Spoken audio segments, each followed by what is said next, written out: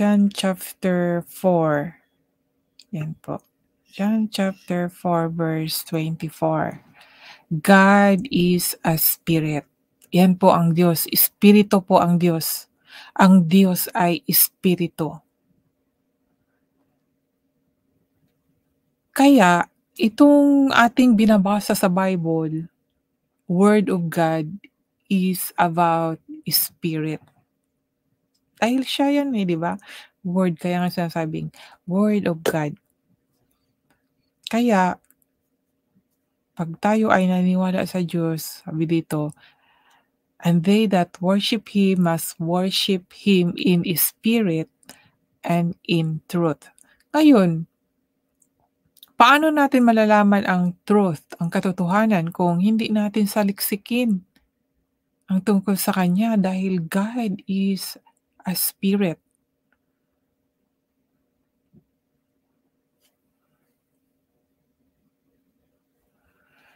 Mga kaibigan, unahin natin saliksikin ang tungkol sa Diyos, no? Maraming mga hidden words, mga hidden message from God na hindi po natin alam. Dahil 'pag nagsisimba po tayo, hindi naman talaga malalalim ang itinuturo, eh.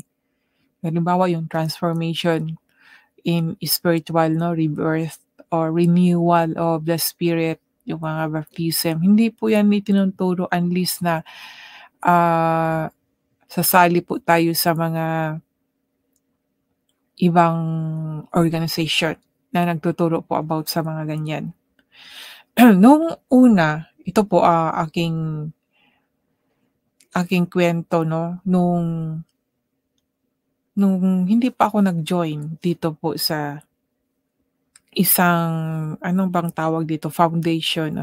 Kasi ang gawain ko po nung bata pa ako, tungkol po sa pananampalataya ay nagsisimba lang. Nagsisimba and then sa bahay namin nagro-rosary po kami araw-araw, 6 o'clock sa gabi po.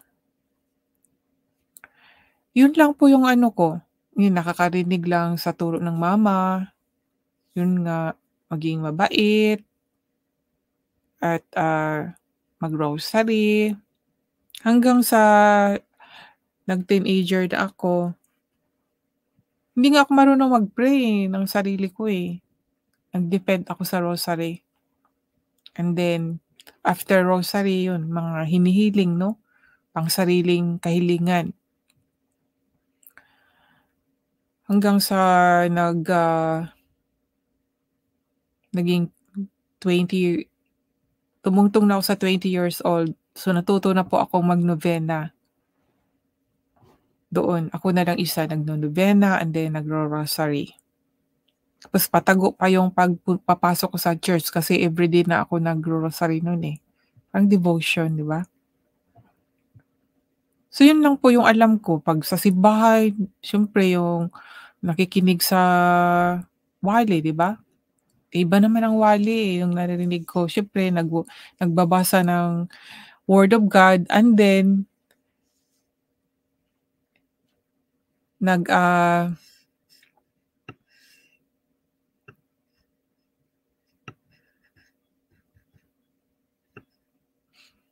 nag-ano,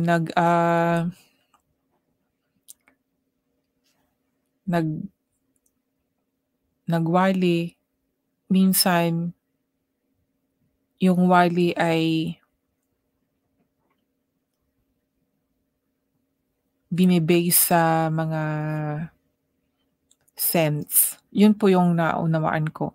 Yung bang siyempre gumagawa siya ng example, eh, 'no, yung mga mabubuting tao para magiging mabuti tayo.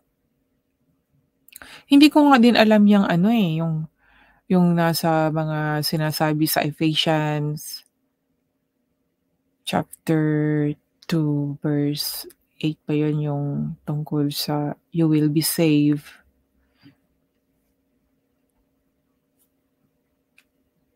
sa pamagitan ng faith, not not by work, yung mga gano'n.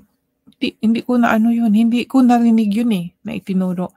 Basta ang pagkakaalam ko lang 'pag gumawa tayo ng mabuti, ay maliligtas tayo, yun lang po ang alam ko. Maki basta mabuti yung mga ginagawa natin. Hanggang sa ito, nagbasa na ako ng Bible and then marami akong naano na ang dami palang mga hidden words na hindi ko alam, na hindi alam ng marami. Lalo na sa mga taong kagaya ko no'n, hindi nagbabasa ng Biblia. Dahil hindi nga naunawaan, 'di ba? Hindi talaga naunawaan kaya nga 'pag once na naunawaan natin, masasabi natin ang daming hidden word. Ngayon kung hindi ise-share, kasi may iba din na alam nila pero hindi din lahat itinuturo. Kaya napatanong ako sa sarili ko, bakit kaya hindi itinuro ang mga tungkol dito? Siguro 'pag malaman ng tao na may ganito pala at maging matalino ang tao, siyempre naunawaan din tungkol sa espiritu o magbago 'no? Power kasi 'yan mga kaibigan, eh, may power kasi diyan, eh. Ayaw nilang sa ano ko lang ayaw nilang malamangan ba, kaya hindi nila lahat itinuturo. Kawawa nga mga kaibigan, eh. Minsan pa 'no, sa obserbasyon ko din, meron sila naghihikayat sila ng mga members, oo, nagshi-share sila ng word of God na mag-repent, tapos pinapag-fasting nila kaagad. Siyempre 'pag mag-fasting ka niyan, gutom ka at 'pag wala kang pagkain, ang nagwo-work dun sa sarili natin spirit 'yan mga kaibigan.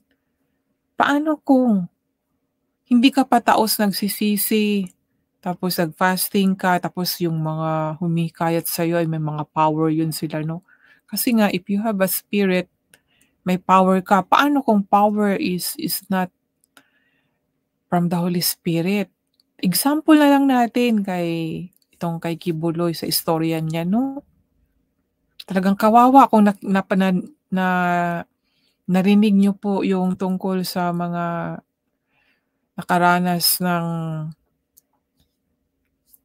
kanyang kingdom 'no, na sinasabi. Parang nakakulong yung mga tao, ta's paglalabas ay something happen. Kaya yun ang nakakadelikado po sa atin na yung wala po tayong alam, ignorante. Kaya ito po, nandito po ako mga kaibigan. 'Tong naunawaan ko lang po ay aking ibabahagi po 'no, na sana po ay kayo din magbasa, kayo mismo.